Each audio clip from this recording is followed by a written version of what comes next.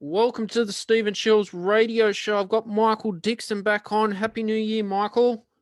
Happy New Year to you, Stephen. Thank you. Michael, what are you working on for 2021? I got some compositions up and running. I'm doing a recording session on Monday. It's going to be a big, long meditation piece. Good on So, you. And are yeah. you going to publish the meditation piece on an app, or are you just doing it for just a self project for yourself?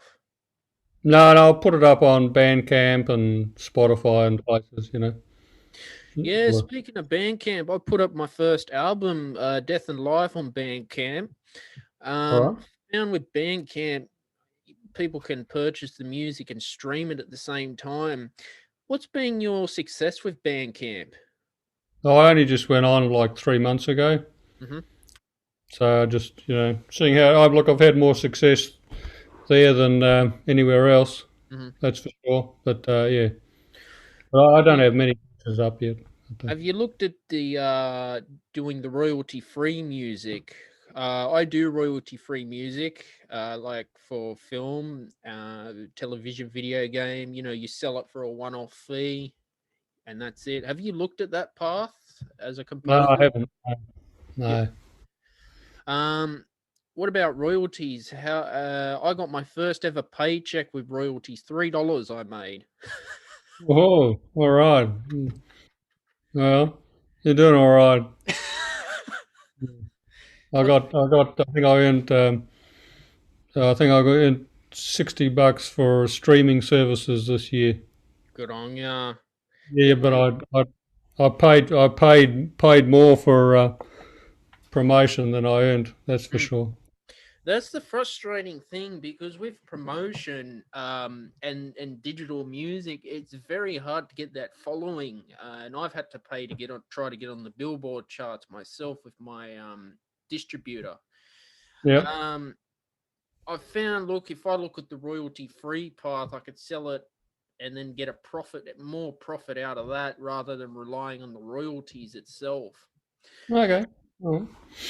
As as a composer, what's your experience with royalties yourself? Well, I get a little bit through APRA, Mm, and some of my sheet music's sold occasionally. So I'll get that, every few months I get something. mm-hmm, So my biggest seller is the band program. mm. So, yeah. Yeah, I started checking out Bandcamp, and customers can have they could stream it 2 or 3 times, and then Bandcamp wants you to purchase it, which I think is a good idea. Because I'm finding now we're moving into a society of just, I think it's called binge listening, where we just keep scrolling through Spotify and iTunes, and they've got these algorithms now that if your search is not there, it's very hard to find you as well. How have you coped with the algorithms and getting your name out there on streaming services? Oh, well, I'm not doing so well yet. Mm-hmm. You know, give it time. Who can Mm-hmm. say? You know, just keep putting stuff out. But I think the important thing is to, uh, unless you're going to really get into, full time professional composing, I think it's important just to be true to whatever you write. You can still change genre, but whatever feels authentic. That's the important thing. I mean, if you're fulfilling commissions or fulfilling jingles, then you've got to be able to follow the brief of the person Mm-hmm. providing the income. Although I think that's a whole different matter, Mm-hmm. and Mm-hmm. that's a different path to follow. I think one needs to get probably very detailed training for that sort of thing. But I haven't done that. Yeah, I've found myself. I've done little mini film projects on my YouTube channel, and for kids, movies. And I find it's a challenge for me to write something for kids, because I've got my target audience with my music, uh, which is more metal inspired. So it's a whole different challenge as a composer when the director says, "Okay, Michael, we want you to do a kids movie." No, yeah. And then you got to orchestrate. You got to think, well, what key do I want? E major, A major, sound happy. And that's a good experience, I think, for composers to do that as well. Yeah, many benefit from it for sure, but I think And what's been the struggles for you as a composer? more recently, or Mm, oh, I don't know. I mean, I've sort of actually enjoyed the past year because I've been able to do projects and not only compositions but education resources and mm, a whole lot of stuff that I mightn't have done otherwise. But yeah, so from that point of view, having less paid work has helped, mm. but obviously that's got to change soon. Keep paying the bill. But I'm looking forward to the term starting again in a week or so, and that providing that. In the pandemic last year, did you have to go on the JobKeeper to Oh, help? get JobKeeper, no. You didn't go on it because I know a few musicians had to move onto the JobKeeper. Well, a lot couldn't, but Yeah. also I'm a sole trader, so a lot of my sole the income I used to earn from the opera was cut, but that was all PAYG, so they paid the tax. I was an employee rather, but only a casual, Mm. so I couldn't get JobKeeper through them. And as a sole trader, my income didn't diminish, so all my teaching is through my sole trading apparatus, and that remained the same. Mm. So I couldn't claim that my income from that point of view had diminished. So it was a little complicated. Look, my partner got JobKeeper, so Mm.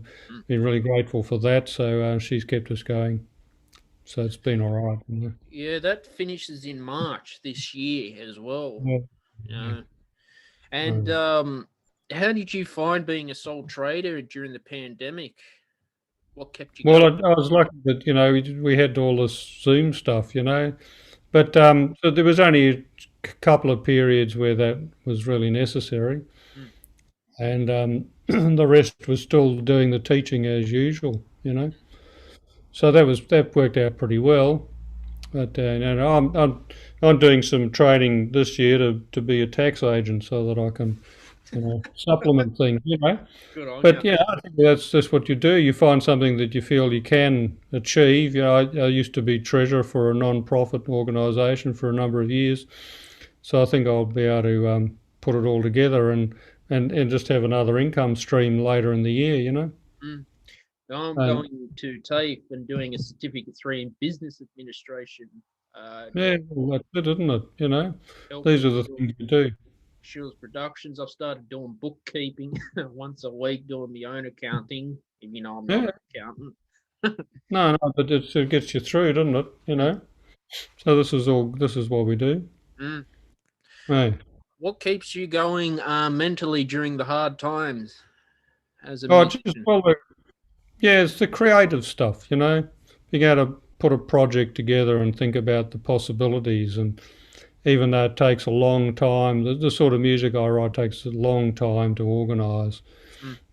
The just intonation and extended just intonation, just sort of being able to work out all the chords and relationships takes about 5 times longer than it might otherwise. Mm. But for me, the rewards, it's considerable, and then just being able to put the project together.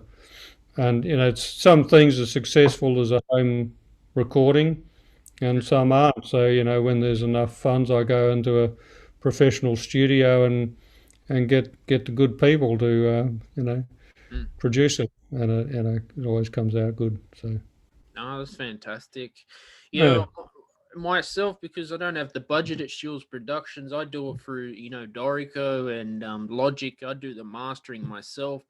I wanted to talk about Dorico. Have you updated to 3.5 yet? oh yeah, Yeah, Yep. as soon as it came out, yeah. How are you finding it?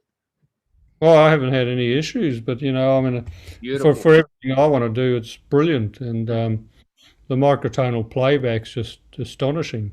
You mm. know, No, incredible. it's come a long way actually. I think I've got it too, and that's how I write my orchestral stuff with it. It's nice and easy. It's also got a mixer in it as well. Yeah, You yeah. mixing Do you find that works well? works well, and then I'll go into Logic and do the final master of it. Okay. Yeah, because I've been at all occasions that I've needed, I've sent I've done a WAV file of Dorico and then imported it to Cubase and then Yeah. done the mixing there, Hmm. How do which I you found was find Cubase? Because I had a go with Cubase, but it only works when you put the USB stick into it. They won't let you use it as a software licenser. I tried uh, Cubase and I thought it was just too complicated, so I stick with Logic. well, you use what you know. Logic's a good program. So, look, I got Cubase because I run Dorico, so I thought there might be some crossover. If not now, then in the future that would be useful. And I hadn't really used much before, so I thought, well, this is a way to go. So Mm, but yeah, it just runs standalone on the computer for me. I don't have anything else to do. mm, But I only got the sort of amateur version. Didn't pay for the pro, mm, but it means I'm limited to the number of tracks I can use. So for like the big project I'm recording on Monday, I just can't finish it at home. You mm. know, so. Yeah, I think Dorico you can't export the score and the movie at the same time. I think they gotta fix that in the future because I've had to if I've got a film project, I've had to go to Final Cut and take No, the really.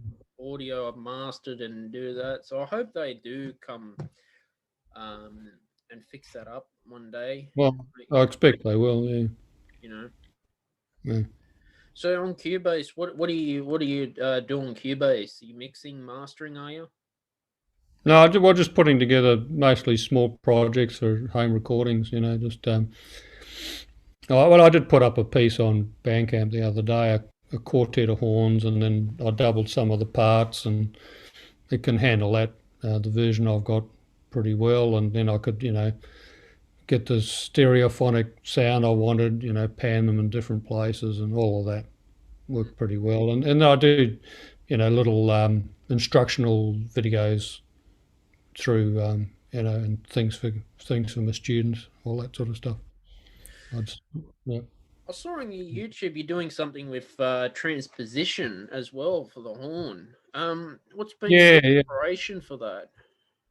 Just my students' needs. I just wanted to find an even clearer way to put it, and I thought it would help just to link it up to the bits of theory that people do have a handle on, or need to have a handle on, and that's the chain of perfect fifths, or if you want to call them fourths, that's fine, Mm, as long as they chain the same direction, and just so that all the sharps and flats and key relations are observed in that fashion when you transpose. So mm. I You think got something. I'm just looking on your YouTube channel now. French horn chord progressions, E major. You got the 1, 2, 5. So you doing chord progressions for students, or are you doing lessons? just doing it for my own interest, Mhm. and because I want to build it up. So at the moment it's just simple, just intonation, so just nice, simple chords, but sounding as good as possible, resonating together. So I just want to build that up, and then I'll start doing seventh chords and ninth and 11th, but using the harmonics and showing how they can interact with each other and relate to each other. And it'll get more complex, Have through you the ever ear. experimented with fourths and fifths like they do it? A lot of metals is like power chords. Have you tried that before, or is not for you? Well, yeah, the perfect fifth's still at the foundation of our major triad. So, it works pretty well on a horn Hmm. or a couple of horns, and put in a triad, and if you space it differently, if you space it the way the harmonic series puts it, then your sound is pretty powerful and rich. So if you put the root there and the fifth, maybe even like a 12th above rather than the fifth, and then put the major third the next into the next octave, then you got a very strong sound there. So it depends how you want to handle your chords and how you want to handle your voice leading and whatever other issues you've got to deal with, And have you done improvisation on the French horn? Yeah, not so much recently, but when in the early part of the century, shall we say, and actually even prior to that, sort of from about 95 to 2003, around there. But for a number of years, I studied South Indian music, and I'd learnt the drums as well as some of the ragas and melodic material and the scales. And so I used to improvise with those, and that became inspiration for lots of pieces of music, Yeah. But just that way. No, I haven't done it in jazz really, not with chord changes. I think on your YouTube you did a French horn study. I'm just trying to find the video. It was pretty impressive.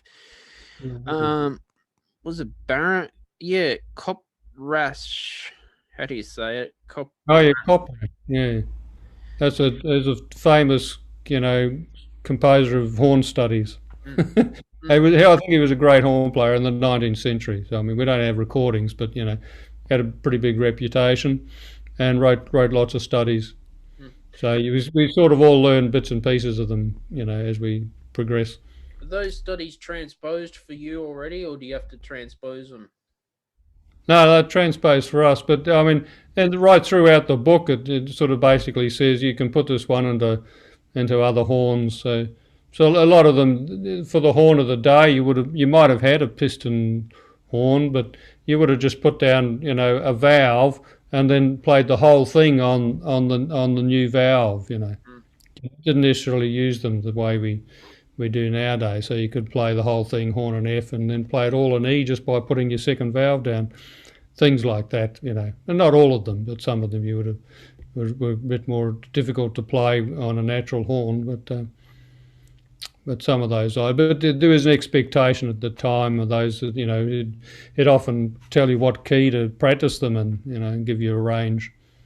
I know. So we do that a lot. Yeah. How come horn players put their hand in the what do they call that thing at the end? The round. Yeah. Yeah. Why is that? Well, that was part of the history of the thing. So dating from about 1750 onwards, people learned that putting the hand in the bell changed the tone colour a bit, and then by manipulating the hand, you could change the pitch. So you could bend between harmonics.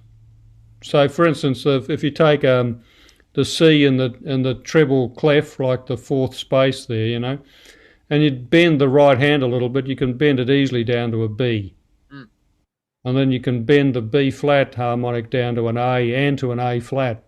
And then you can bend the G down to an F sharp and an F. So you can cover chromatically that whole middle range just by using a little bit of hand technique and the right hand.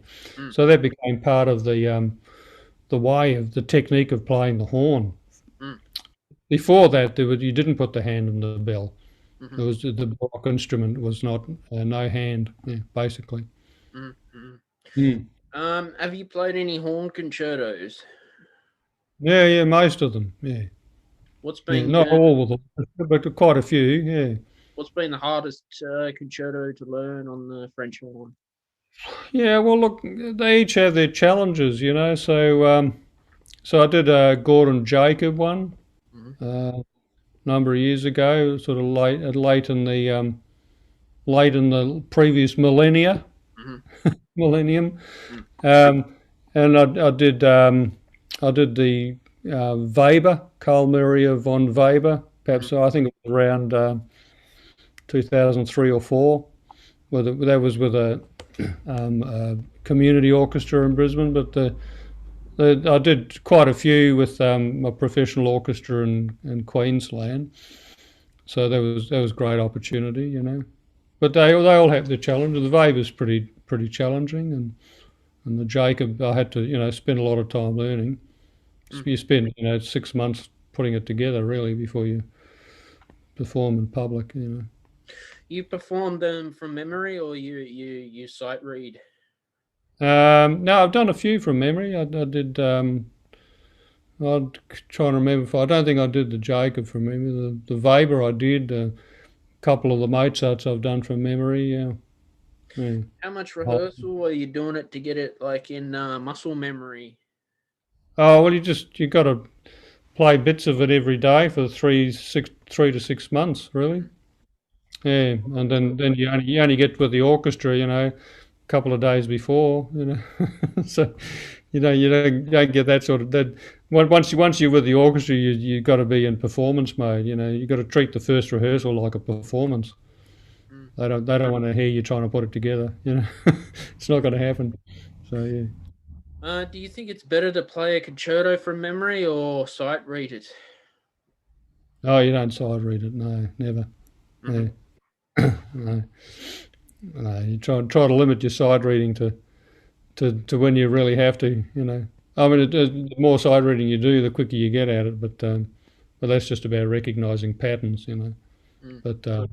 But from to read or memory, I don't. I mean, it doesn't. Some circumstances it just takes the edge off if there's a music stand there. Mm. Where you still have to practice, even though you're trying to engage with the audience and you're looking up at the audience most of the time, you got to practice moving your eyes from the audience to your page Mm. if you're going to do it not from memory, so that you can find where you are. Otherwise, you get lost, and then you just Mm. spend the next few seconds trying to find where was I on the page. I know where I am in my mind, and I want to check things on the page. So you got to practice that aspect as well. And if you're doing from memory, you got to practice from memory so that all your oral cues are really coming in, and you got to practice so that if somebody misses an oral cue, you're not put off. There's Mm. all sorts of things that can happen. So all of it requires attention. Yeah, to me, it doesn't matter if you can sight read it and then you can sell it as well. I know a lot of professional clarinetists sight read performing. No, you mean they read it? They read the page. Yeah. Yeah. Sorry. When you say side reading, I think of somebody who hasn't seen the Oh, music before. They're just sorry. playing it on. They Yeah. read the page, but they're able to sell it to the audience. Oh, yeah, that's fine. Yeah, of course that's fine. Yeah, The problem that's I the, find with memory, what happens if you get you have a blank moment on stage? well, it's a disaster. Then it's not a disaster. It's not like COVID, but it's deeply embarrassing. Mm, You know, that's it's just scary. it's sad. But so I mean, people practice for those exigencies. They've got to have strategies to be able to Mm, know where they are at any given time, how things move from one to the other. Uh, it's a complicated business, but it is. mm. It is. What about your sight reading? How do you go cope with sight reading straight on the spot? Well, I think that's just. I mean, mostly that's about knowing your scales and arpeggios. Mm, What's the pattern? Or chromatics or. But then, I mean, the problem comes if you get a passage that's not quite chromatic, and then you got to jump around from this to that. So if composers are giving you that sort of stuff, then they need to give you a little bit of preparation time. But there's vast bunches of stuff that we can sight read. As long as we've done our you know thousands of repetitions of our scales and arpeggios, we can see most possibilities on the page for what we've already done before. That's how it works. mm, Yeah. And the others just to be quick on quick with your mind and your eyes, and always reading ahead and that sort of thing. mm. Yeah, it's also too like with practicing your scales and your arpeggios as well. There's a piece by Igor Stravinsky. He wrote something for the clarinet. I think it's the forgot 3 pieces for clarinet solo. Yeah, It's yeah. got all this weird technical fingering, and it's very difficult. And Mm. Malcolm Arnold too is known to just make life hell. You got to practice a lot for that stuff, Michael. You got to practice hundreds and thousands of hours. Mm. It's not a straightforward thing. No. You look at musicians who play for film. Apparently, they just get given it on the spot and they just play it straight away. Yeah, that's what happens. You go into the recording studio, you haven't seen it before, and this is what you're going to play. Most of the time it's straightforward, but occasionally there have been, you know, bits where you would have wanted a day or two to practice the lick. Mm. But that's the way it is, and you you put it together as best as can be. But yes, that becomes a habit, though. I think if you're doing it, weekly or every, I mean, if you're in the big film industries, then you'd be doing it most days. Mm. If you're doing it week to week, then sight reading for that sort of stuff is usually possible, and expected, and it's not usually a big drama. Mm. Mm. Remember, I was in a lecture a couple of years ago, and I think it was one point. Was it in the Romantic period? It was seen as sort of an offense to memorize music and not have the score on the page. I don't know, Really? No, I don't know that one. but I know a lot of pianists don't at a high level. They're not sight reading. Um, Violinists too, if they play a concerto, generally not sight reading as well. It's an No, interesting. no. But again, that's they've been practicing the piece for years often before they Mm, do a public performance, and then or they've hundreds and hundreds of hours of repetition.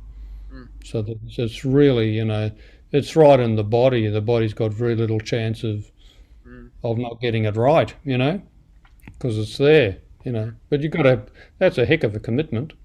Oh yeah. You got to be getting that hours and hours a day really.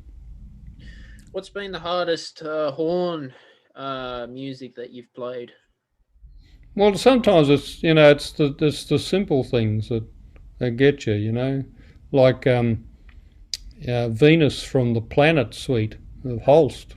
It's just you've done Mars and you finish Mars, and then Venus starts, and there's one horn playing 4 notes, Mm, and there's nobody else. So there's an orchestra of 100 people listening to everything you do, and all the audience. mm, You're just totally vulnerable. Those are the things that I find the hardest. You mm, just got to be really mentally strong on that occasion to mm. to pull it off. Besides music, Michael, what other things do you participate in outside of music? Well, I consider myself a Buddhist, so Yep. I think about that quite a bit. Other than that, I've got a son to bring up, and I spend a bit of time, as much of time with him as I can, and you know. So I don't. Other than that, I don't have much. I do a bit of reading and a bit of listening, but not vast amounts. But yeah. What are you reading at the moment? Look, I just got a book. It's just I just gone out of view. It's just Ooh, nice. I think it's a whole lot of short fictions. I got given it Mhm. by my partner the other day. She thought I needed something to read I that I noticed might enjoy. your bookshelf as well. Yeah, that's right. Add to the bookshop. Yeah. Although Yeah, this is my bookshop, so yeah. I've got Audible as well. I put the Great Courses Plus because I like history. yeah, I right. like audio books as well. Mm-hmm. That's what I do besides Yeah, yeah. listening. Well, and podcasts can be good. Like if you got there's a lot of podcasts on Spotify. You can. Well, there's some great. I like the microtonal ones, and they go for an hour and a half while you're driving around. It's pretty good way to spend time. Hmm. get the mind active. Hmm. Other than that, I'll listen to news radio on when I'm driving. Keep up with current affairs. Hmm. Hmm. Yeah. During the 2020 pandemic and the lockdown, what was your strategy of getting through? I just do all the normal things, look after the kids, Yep. and be creative as possible. Just Mm, keep those things going, and not to back off and say, oh, you know, I'm a bit bored. I just got right into it. mm, What can I create? What can I do with the resources I've got? You know, mm, I spent a few $100s on some recording equipment, and not fancy stuff, but it's great that these days we can put together stuff. Home recording, and that's been good. Other than that, just getting into Dorico and mm, using the resources. But mm, I still use pencil and paper for a lot of stuff, mm. and then put it through after that. I like the physical feeling of the paper and seeing things appear on there and how they relate, and that helped And me. do you compose with a key signature, or do you do it atonal? Because I'm film inspired. I do it atonal, no key signature. What's your preferred method? Um, well, it just depends on the piece, Mm, you know. Yeah, really just depends. I've got a couple recently. I needed a key signature, so I put one in. And if I'm doing so, the microtonal playback on Dorico is technically has an atonal key signature, mm, just the way it's set up for all the glyphs and all the pitch bend stuff and that. So but that doesn't mean it's not tonal. mm, There's still, but it's just too complicated to try and put a key signature in. So I write it all in concert pitch, and mm-hmm. that way I get the sound I want. And then if I know another horn player or somebody that requires it to be transposed, then I'll fix it after the fact. Do a new score with it organised. Yeah. Good thing about Dorico is you can change it from concert pitch to transposed pitch, and it just does it automatically, even Oh in yeah, that's different right. It parts. doesn't do it for the microtonal stuff Ah, okay. as well. So you've got Yeah. to transpose that manually, do you? I do, yeah, at the moment. Well, because I've got my basic setup's got probably 100 pitches in the octave, so and they're unequal.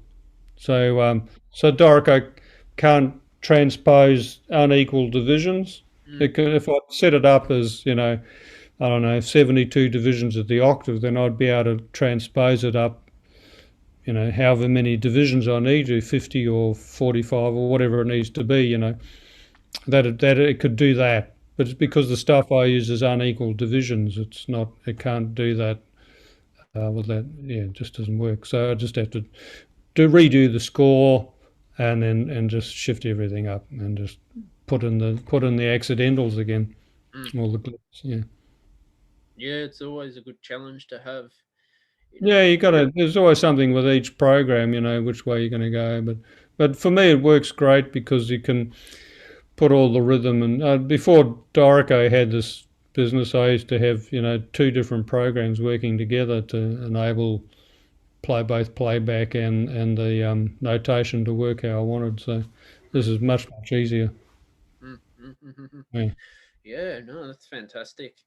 And Mm. what else? Like when you're writing your pieces, do you have a vision in mind, or do you always want to publish them, or do you get commission? Um, no, well, when I was doing the theses, it was just a question of just doing, getting the basic idea and putting it together. But I mean, there's some parts of my recent thesis, which admittedly is 10 years ago now, that I have repackaged in video form, Mm, you know, and blog form rather than other book form. mm. I mean, there could be a book in it, but I You don't know. you mentioned too that you're looking at taking on accounting this year. Is that correct? Well, tax agent, it's a bit different. It's a Yeah. sort of really lower form of. It's a bit. the more straightforward aspects. So I won't be an official accountant or bookkeeper, but I'm hoping that I'll get tax agent work later in the year. The course runs for 16 weeks, so What I'll sparked your interest to be a tax agent? well, it's because I'd done 5 years or a bit more as a treasurer for a non-profit Mm. number of years ago, and I thought, oh well, I did that um, well enough for the group to make it work, so I figured I can put this together. Yeah. What's the difference between a tax agent and a full accountant? Well, an accountant would be able to handle a range of activities and projects, and a tax agent's very specific. And I'd only be learning, Australian tax law, Mm. but even that only to a very basic level. I think there's, Mm. if there's a whole range of situations I think people would need an accountant for that they don't need a tax agent. So Yeah, the yeah. thing is, because I've got music on royalty-free libraries like Pond Five, they're based in America, and there's something Mm, called a tax treaty or something. So that's when I'd have to call the accountant and say, what do I do? It's just mm. some countries are like that. Yeah, well, I think even like I'll get my stuff gets onto a streaming service through CD Baby, and there's some form I had to fill out that if Mm. I get any money, then the US tax system knows about it, but I would be well under the threshold of any government anywhere in the world. Mm. So I think it's not going to be a problem at this time. You know, I No. suppose I could dream that it might become a problem. Mm. But you were talking, you need millions of streams to get there. Mm.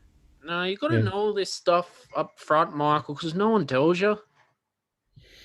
Yeah, well, if you, I mean, well, a lot of the little places that you interact with, they do, say, you need to do this, fill out this form, or you go along to your tax agent and say, I've got this issue, what do I do?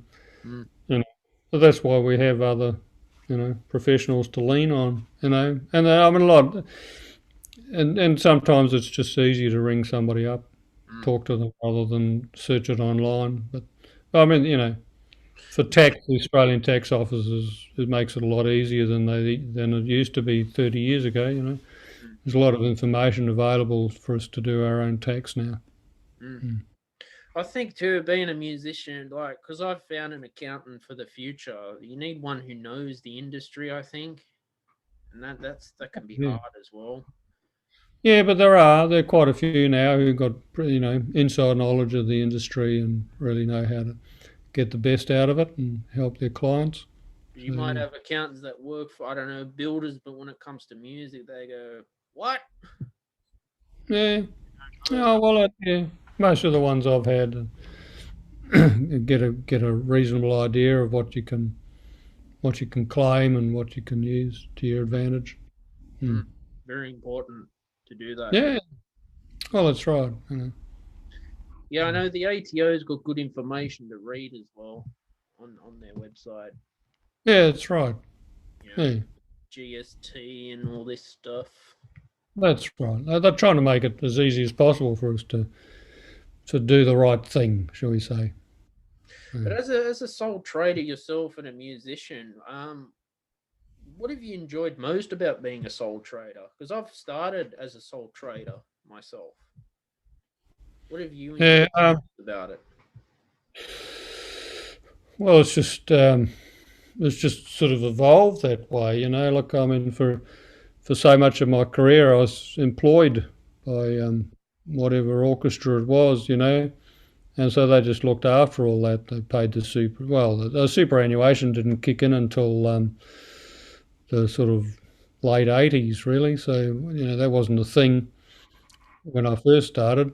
Mm. But they paid. They've always paid the payroll tax, and I mean not the only the pay as you go stuff. So you work over. That's a big advantage. You really because then you can you can get them to put in a little more tax than you'd expect to, and so when it comes to adding up the other things, and you can often get a refund. But when you're a sole trader, you just got to remember to put money aside every time you get paid. You put 10% or whatever you need aside, and then you've got something to pay the tax office when you need to. So it's a different way of looking at it. But Yeah, I mean, I don't know that I wouldn't be always my first choice being sole trader, but there you go. I mean, it means there's time. There's sort of time and there's sort of not, because there's still a bit of travel from one organisation to another to actually get a decent number of hours of actual work done. But it is what it is, and there's a bit of flexibility time wise, but not that much. I don't know. It wouldn't be my first recommendation, go and be a sole trader. I don't know. There's advantages to being paid by somebody else, but then you got to be there when they say so. But Yeah, Michael, was a great episode with you today on the podcast. Well, thanks, Stephen. Good to talk.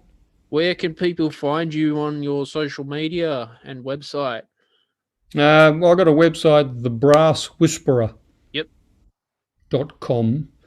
And my YouTube channel's The Brass Whisperer. So I use the same name everywhere. Facebook, I've got The Brass Whisperer. So that's where I put my stuff out. And if people want to find my music on Spotify, they can find Michael Hugh Dixon. That's the best way. Yeah. But